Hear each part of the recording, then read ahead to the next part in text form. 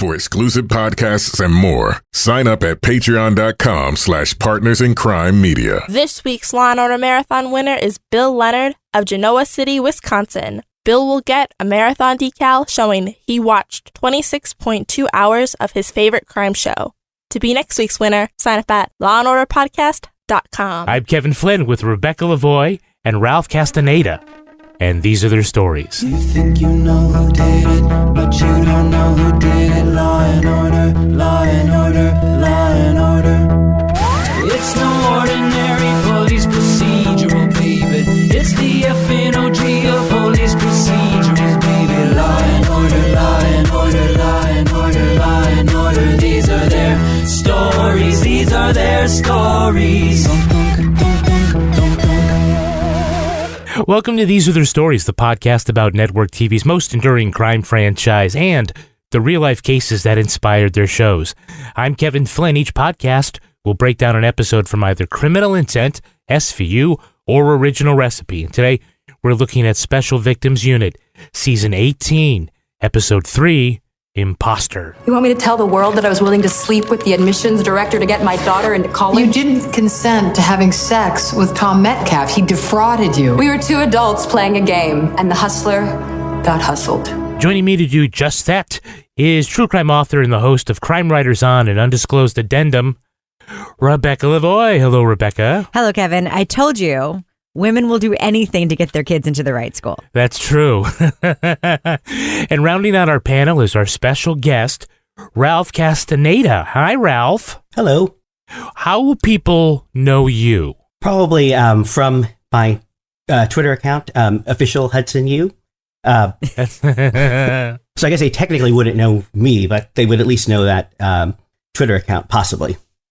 Yeah, you run an incredible Twitter account. It's my favorite. Tweeting as Hudson University. Where did you get the idea to do that? I always was kind of interested in doing something that was kind of a fake type Twitter account that was kind of funny. I tried a couple of other things, but they didn't quite work. And then it kind of popped into my head that, you know, Hudson's just this crazy place. And how would they deal with that, all those problems and everything, that happen on a day-to-day basis on their social media. So that's kind of where I got the idea. And I just sort of started, and it was just kind of cool because it started to grow. I mean, I don't have that many followers at this point, but, it was just something I thought would be a fun way to make people laugh, or hopefully that they would like. So I have to share some of my favorite Hudson University tweets. There's so many. How are you going to pick? Ready? Are you ready, Rebecca? Yes. All right. So these Ralph already wrote these, so I'm just going to give credit to him. But okay. Let me read them. Our world-renowned crime scene forensics program offers hands-on experience just steps away from and sometimes in the lecture halls. Yet another child of an NYPD detective attending Hudson University? Yes. Why would they send their kids to a dangerous, quote, crime college?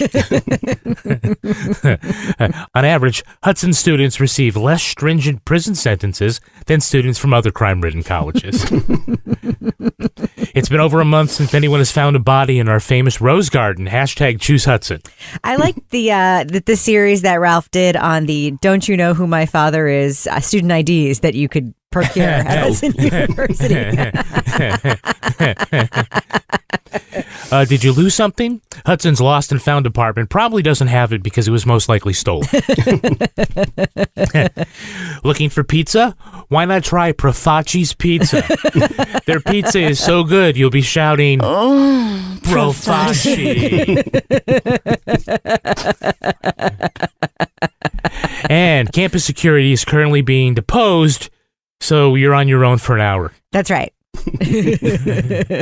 All of Hudson is a disaster, but it is very prestigious still. Yeah. So, Ralph, of all the franchises, which two cops are your favorite detective team? Favorite Law and Order detective team. My favorite detective team doesn't seem like it's very popular, at least here, but Gorin and Eames. Yeah. Yes. Good pick. The thing that I love best about Gorin is how he's just kind of this weird know-it-all who knows just about any weird fact. He sees some pollen on somebody's shoulder and says, there's only 2 places where that pollen can be found, one of which is in Costa Rica, and the other is in the Hudson Botanical Garden. And did you say you've never been to the Hudson Botanical Garden? And it's one of those things, like, how did he notice that, or how would he even know a fact like that? And I think the thing that I like best with Eames is that, she seems to be like the only person who would, who even thinks about working with him. Yes, working with him. Yeah. And she kind of keeps him in line, make sure he doesn't go too crazy with things. And who's your favorite prosecutorial team? Favorite Law and Order District Attorney Prosecutorial Team. My favorite is probably, and I think other people have this one too. It's McCoy and Claire Kincaid. Yeah. The thing that I just love about McCoy is how sometimes he seems to be very dramatic about things, which I kind of find interesting, especially when one of his bosses, just kind of tells him something like, lead the guy out.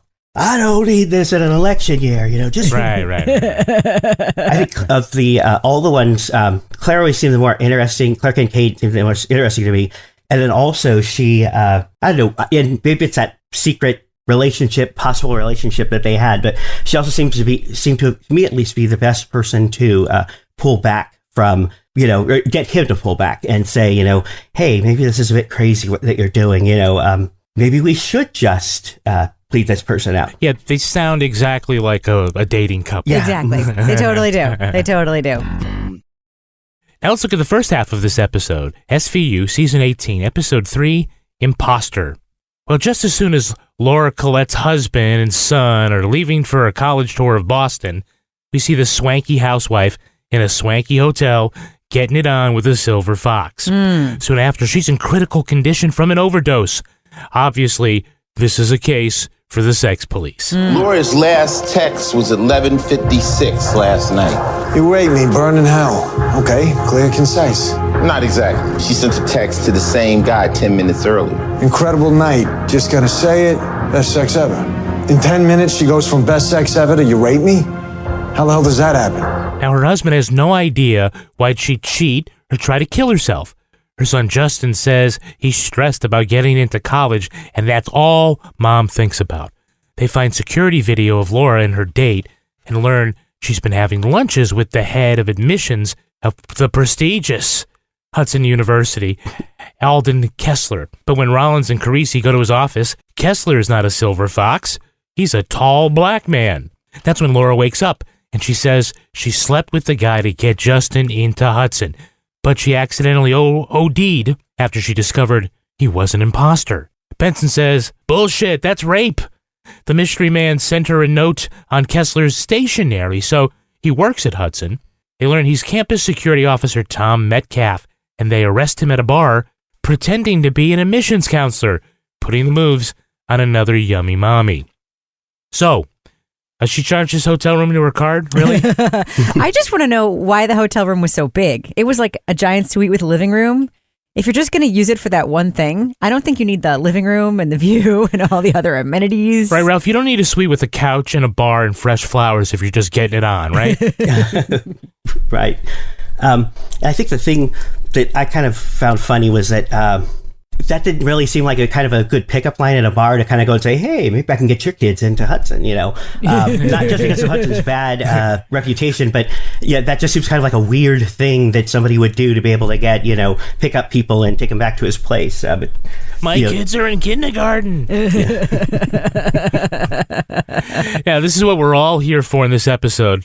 A montage of people saying how prestigious Hudson is. She kept bugging me about Hudson. She really wants me to go there. She thinks it's so prestigious. We are Hudson, where the bad guys go to school. Oh my God, I just can't with the prestigious Hudson thing. It started like late, maybe a few years into SVU, because Hudson was just at the crime school forever. And I don't know if you remember this, but Elliot's daughter stopped talking to him because he didn't pay for her application to get into Columbia. Right. Not Hudson. And then, they made a switch at some point. They just made the decision, we're just going to pretend this place is a good school.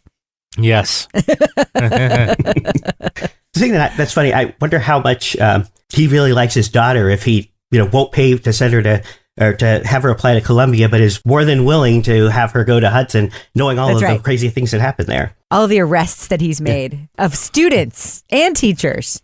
He figures he's cleaned them out by now. How could they possibly get another class filled with criminals? Of course, now Carisi and Rollins muscle their way into the admissions office, only to find that the real Alden Kessler is actually a black guy, and they just can't tell him, oh, we were looking for a white guy? Yeah. I mean, it's what they're thinking, right? That's what we were all thinking. Wait, you're not white. Like, end of conversation, right? Wait, you're Alden Kessler. Is there a problem? Yeah, a tall white one. But instead he's looking at him like, well, why don't you think that it's me? Don't I seem like the kind of person that someone would want to sleep with? I mean, we all know that racial profiling and policing is bad, but sometimes it's just pretty Awkward. damn obvious. And we all get to learn how tough it is to be a rich white guy looking to get into college. Yeah. Yeah, there he is. Senior at York Prep. 3.9 GPA, 2250 SAT scores. That's good, right? Exceptional. The problem is, we get 2,000 kids with similar credentials. We only accept 400. The other spots go to international students, athletes, diversity candidates. So tough to be a rich white kid with great grades? That's what you're saying? At elite universities, anyway. Man, I just feel so bad for rich white guys. Yeah, they have so many disadvantages. So many. This episode was really prescient, though, wasn't it? I mean, this is pre-college admission scandal, pre-Felicity Huffman and Lori Loughlin. That's what this is about. It's incredible. Yeah. Maybe to an extreme. But I love is how they just went beyond, the Aunt Becky phase and totally Mother Gump to get her son into college. Exactly. Can we just talk for a second about how much Rollins hates Brooklyn? Okay. Barba set up an interview with me with some 88 from Brooklyn. Brooklyn. You're gonna have to grow a beard, start making artisan pickles. I'm just seeing what's out there, all right? Okay. For the record, I like artisan pickles. A job in Brooklyn, and she was like, artisan pickles and blah, blah, blah. It was pretty funny. Hey, let's look at our Hey, It's That Guy. Hey, it's that guy. Or our Hey, It's That Guys. We'll start with the actor playing Tom Metcalf. Anybody know who that is? No, I didn't notice. He's 100% a Hey, It's That Guy. Don't know his name, though. Right. That's Wallace Lingham. Mm-hmm. He played Donald Hodges for 12 seasons on CSI. Uh-huh. I told her I worked in admissions, and I left out the fact that I was a security guard, and she made assumptions. As far as I know, that's not a crime. I even looked it up. He's currently in the Apple TV Plus show For All Mankind, which, again, I can understand why nobody has ever seen. Here's an interesting fact. He met his wife on the set of Weird Science. Nice. No, he did not get to see Kelly LeBrock in the shower, but it's been going ever since. Yes. I think. Yes. No, probably not. Yeah, probably not. I actually thought he was well suited for this. I believed him, though, more as a college admissions officer than I did as was he a janitor? Like that Security guard. Yeah, it was hard to sort of see him walking the he halls was community, late at night with a flashlight and a mop or whatever. Much easier to sort of see him chatting up the hottie mommies in a bar. Anybody recognize Judge Bertuccio? I would never ask a prosecutor to dismiss a case that he believes is worthy of the court's time. That would be an abuse of judicial power.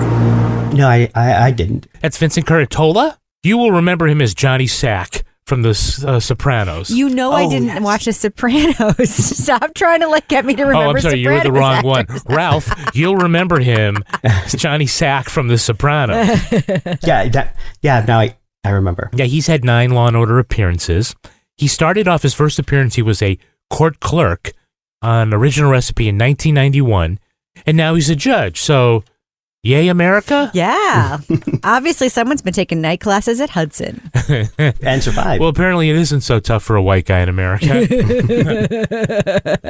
Well, let's do our Hey, It's That Girls. Hey, it's that girl. Okay, can you name the actors playing Nikki Staines? Not too long ago, guys like this were called pickup artists or playboys. Today, in an attempt to gain media attention for himself and to advance his own personal liberal political agenda, Mr. Barba wants to call them rapists. Yes, that's Callie Thorne from Rescue Me, a.k.a. Nikki Staines from future Law & Order SVU. You think she's going to be the next DA? I thought she was going to be the next DA, remember?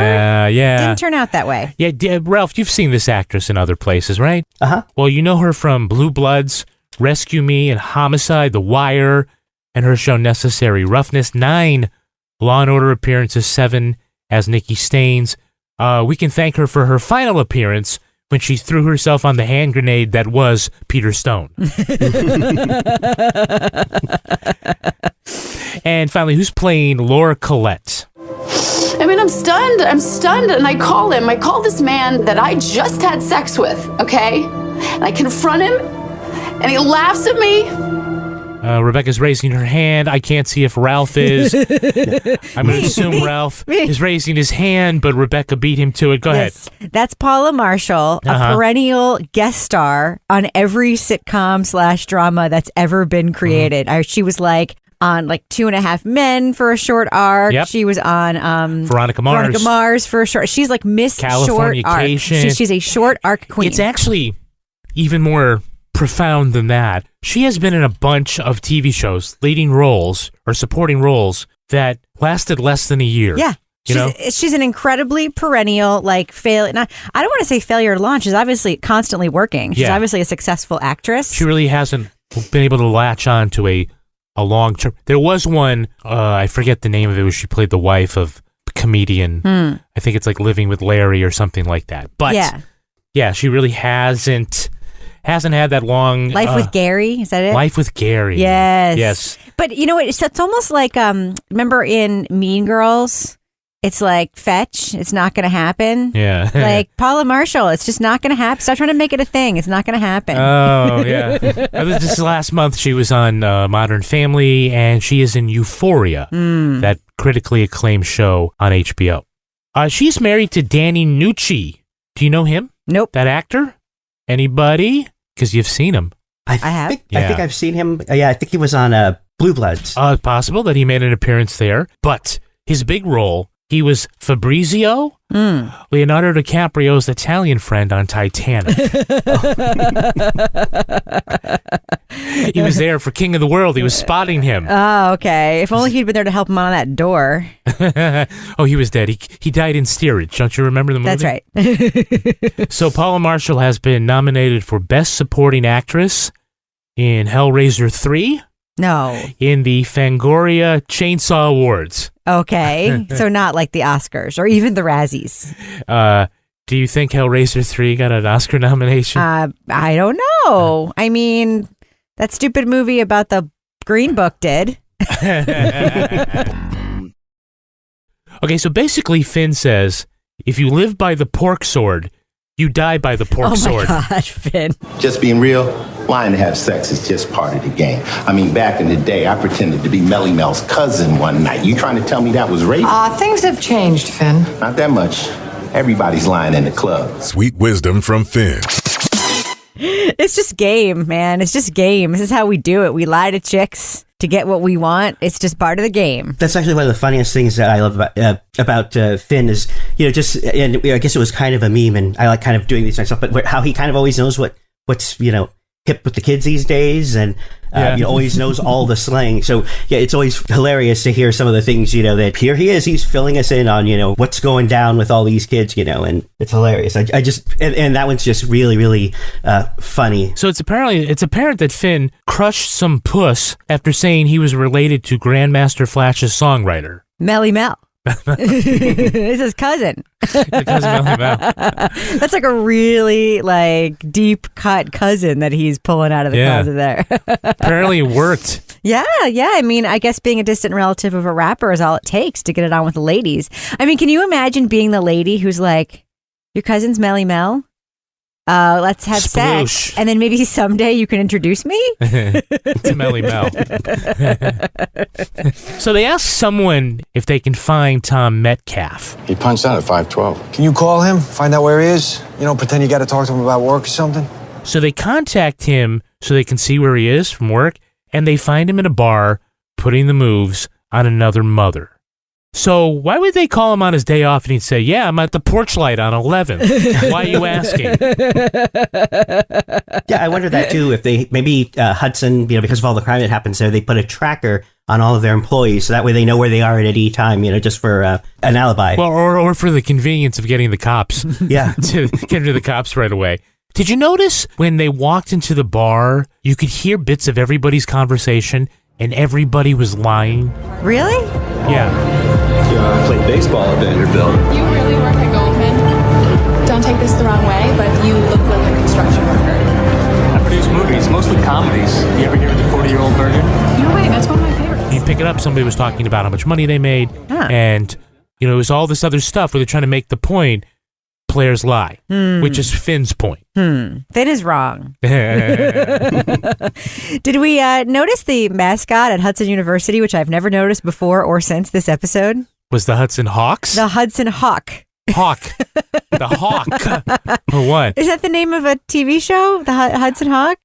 Was that the movie with Bruce Willis? Yes. It was. Yes, that's it. That's right. Yes. And that also was a crime. Yes. There is one very realistic detail about Hudson, mascot aside. Yeah. $68,000 a year for this? I don't get all the fuss. Yeah, me neither. A lot of people do. $68,000 a year is exactly what college cost in 2017 or whenever this episode came out. Even the prestigious Hudson University. Probably like $85,000 a year in, 2019 dollars. Yeah. They keep having to replace faculty because they're always That's right. getting indicted. Very high administrative costs for turnover. Indicted or murdered. Oh, that's true. There's always an opening at Hudson. All right, now let's take a look at the second half of the episode. Tom Metcalf is not all that embarrassed he landed a chick by saying he was someone he wasn't. Have you ever impersonated other people?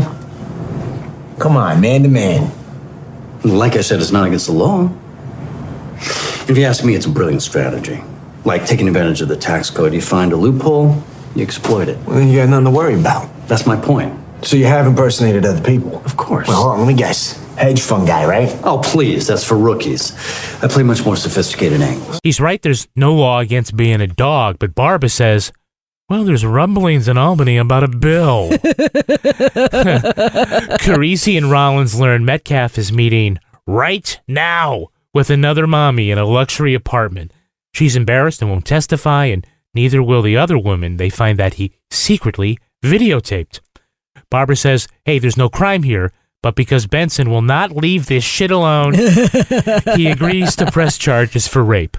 Judge Bertoli privately confronts Barba, if private means a New York City sidewalk. He doesn't like the politics of it, prosecuting someone for something that's not against the law. To which America says, are you new to Law and Order? Metcalf's attorney, Nikki Staines, argues he may be a pickup artist, but he's not a rapist. Laura is humiliated on the stand. The judge pulls them both into chambers and essentially orders them to plead this out before they embarrass themselves. Metcalf pleads to a misdemeanor. When Olivia goes to Laura's house to break the news, she finds that a despondent Justin has thrown himself over the balcony. Okay, Barba starts by saying, The law doesn't cover that type of behavior.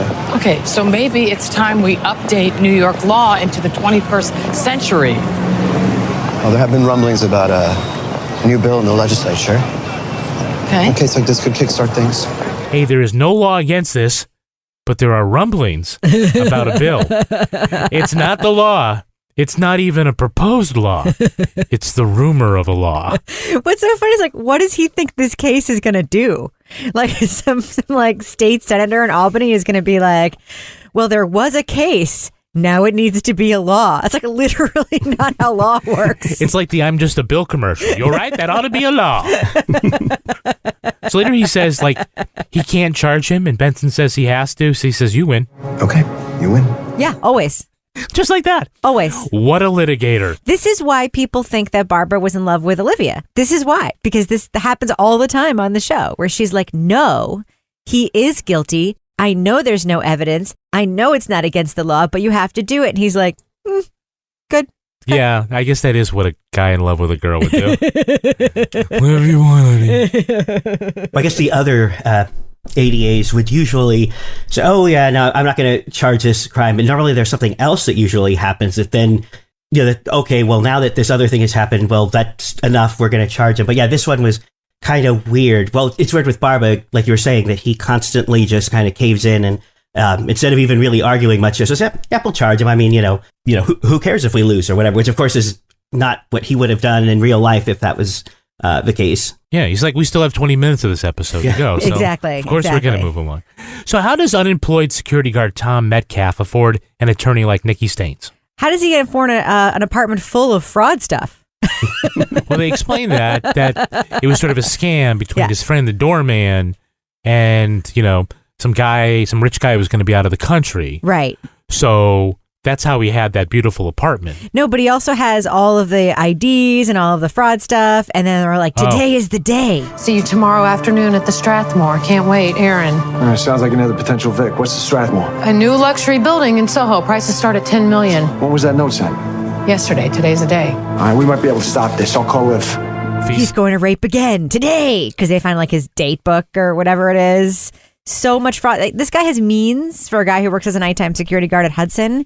Kind of makes you wonder like how much they're paying the nighttime security guards at Hudson. And then you realize how much it is they probably have to do as a nighttime security guard at Hudson. And it all kind of makes sense. You're like, that probably is a very high paying job. Ralph, I think it's pretty obvious that the security guards at Hudson aren't doing anything. Yeah, pretty much. And then even worse when they actively try to prevent the NYPD from doing anything. That's always kind of interesting, when it's like, oh, well, they kind of barge in and they're just like, oh, stop. You're not supposed to go in there. I'm the security guard. Oh, yeah, we'll just go in. So Metcalf wrote down the address of that rendezvous. He's been there at least 4 other times that we know of. Why does he need to write down the address? I don't think he does. And then what's funny is that they run into him in the elevator in that building. Coming out of the alley. I mean, I don't know if you've ever been like in an apartment building in New York, Kevin, but like you can live in the same building as somebody forever and never run into them, much less in the elevator the first time you go to that address. Well, that guy's always getting lucky in so many ways. But can we get back to Nikki Staines for a minute? Who did she think he was when she slept with him? What? She slept with him too? No, but how else could he have afforded her? That's a good question. She's thinking this security guard is actually the son of a multimillionaire, so I'm on retainer. The weird thing is normally we actually hear that. They kind of have like a throwaway line of, well, gee, how's he able to afford you? Oh, well, I'm volunteering because I believe, I'm working pro bono because of whatever. And yeah, that was kind of weird that she was just there and there wasn't any attempt to explain how, the client could afford an expensive lawyer. She's just there to make a statement. Stand up for what's right. Stand up for what's right. She likes to win. So this is another episode in the USA Network Is This Really Rape Marathon. Ralph. Wait, is that really the name of one of the marathons? No, but it ought to be. Exactly. Right, there's there have been, certainly in the later seasons, an episode or two each. It's kind of dark as far as, or unclear as, whether legally this action is rape or, whether this was consensual or not, because a lot of times the lines are blurred in real life. And or whether we're just going to make a new law. Yeah, we'll get to that, okay? But Ralph, let me get your wrong answer first, okay? Is this rape? I think it is. Okay, maybe he's got a right answer. What do you think, Rebecca? 100% it is. Yes. Okay. Here's the thing. Yeah. Is it a consent thing? This is one of those situations where if it were any other crime, you would not be asking this question, right? So, Kevin, you lied about who you are and successfully got a job as a police officer. Is that a crime? That is a crime. You lied about who you are. That's fraud. Exactly. And, went and got that's not a sex crime. $500,000 mortgage on a house. Is that a crime? Yeah, probably. You lied about who you are and probably had sex with somebody who thought you were a different person. Why is that not a crime? That's why it's rape. Get it? It's another example of like how rape is just like held to some sort of weird different standard than other kinds of crimes where it's super obvious that it's a crime.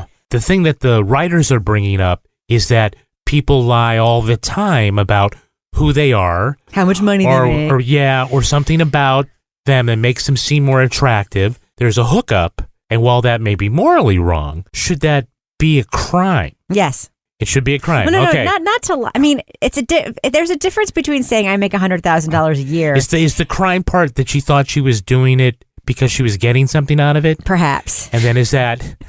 perhaps it's a different kind of crime also. It is a different kind of crime.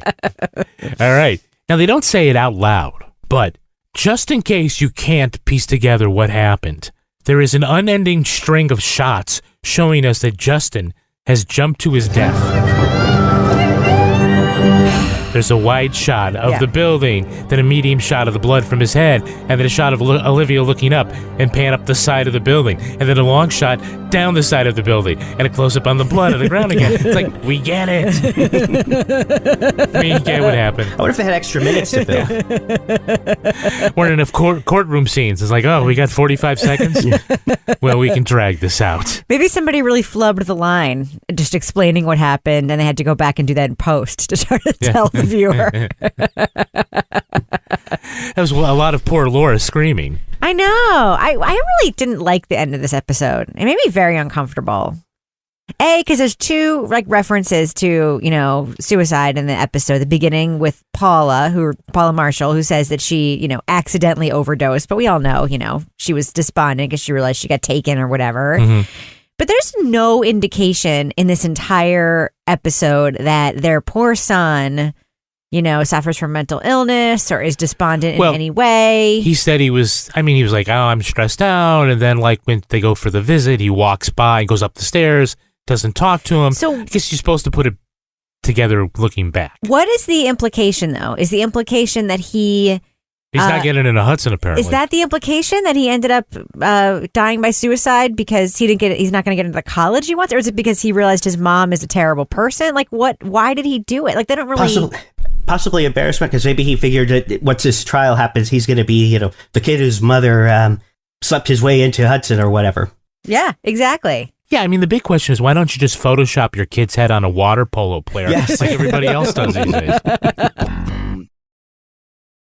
All right, well, let's take a look at the real-life story that inspired this episode. It's time for Ripped from the Headline. Can't wait. You think you know who did it. You think you know who did it, but you don't know who did it. You don't know who did it. Ripped from the headlines. This story is inspired by the case of Jared Roerig. In July 2009, Jared was home alone when his twin brother's girlfriend came over. An Orange, Connecticut police officer, Jared pretended to be his brother Joe and invited the woman into the hot tub. After some snogging, he led the woman into Joe's bedroom. During sex, the woman noticed something about her lover was different. The cowboy tattoo on his bum had gone. When confronted, Jared still pretended to be Joe, said he'd never had a tattoo. The hysterical woman tried to flee, but the imposter held her down and continued the encounter. Later, he texted the girlfriend as Joe to apologise for Jared's behaviour. Police charged Jared with sexual assault, but citing vagaries in the law that harmed their case, prosecutors reduced the charges. He pleaded no contest to unlawful restraint and criminal impersonation. Jared Roerig received 3 years probation.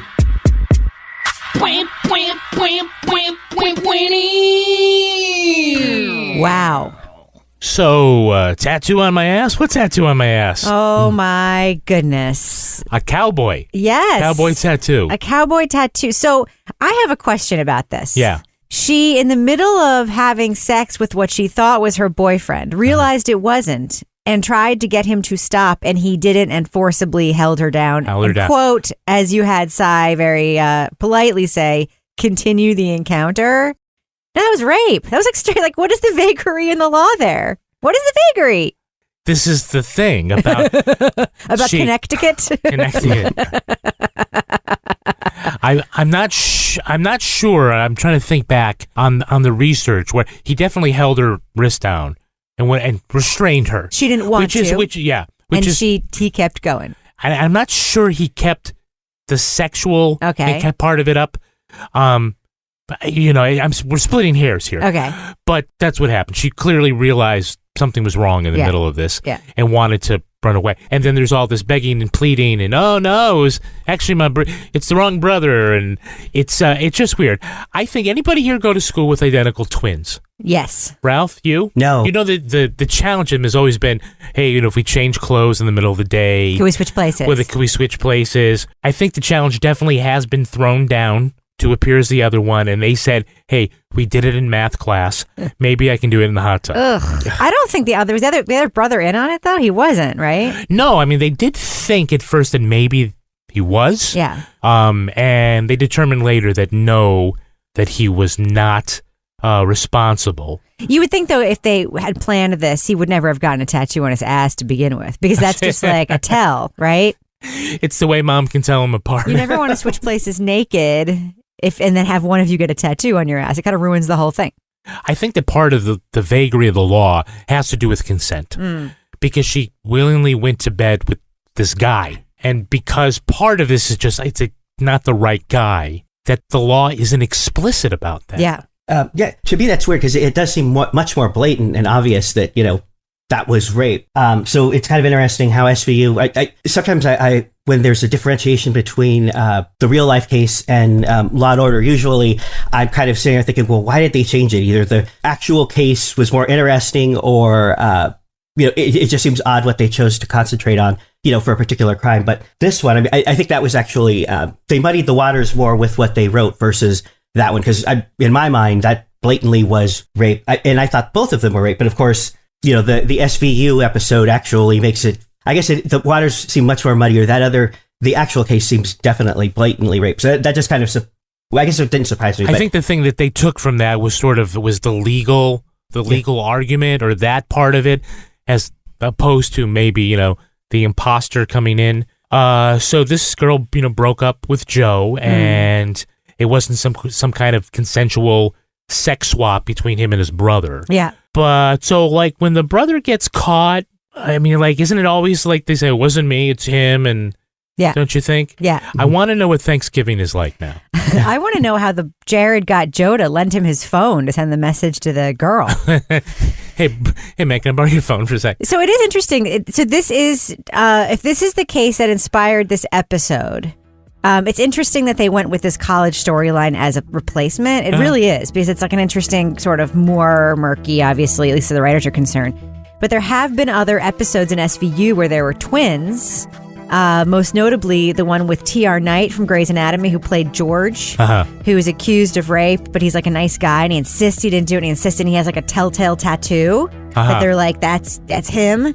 Turns out he has a long-lost twin he never knew about, who got the same tattoo on purpose. Yeah. So that he could impersonate him and set him up for the... Remember that episode? I do remember that. That one was...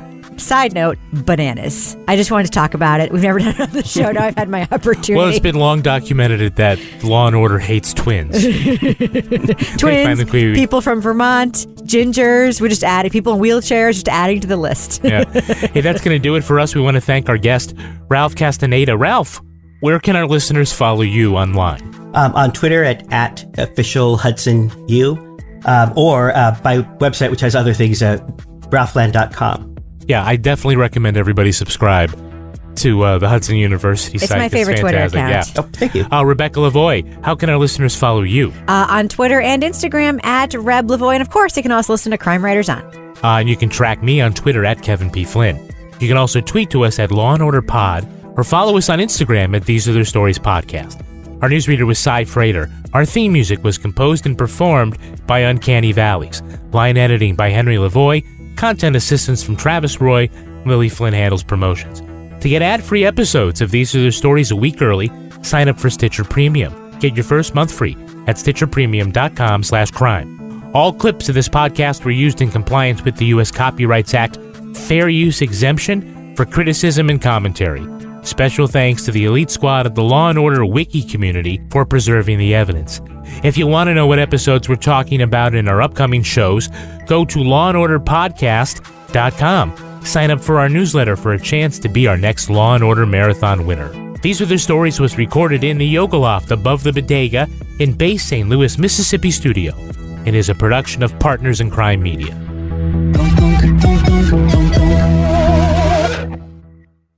Partners in Crime Media.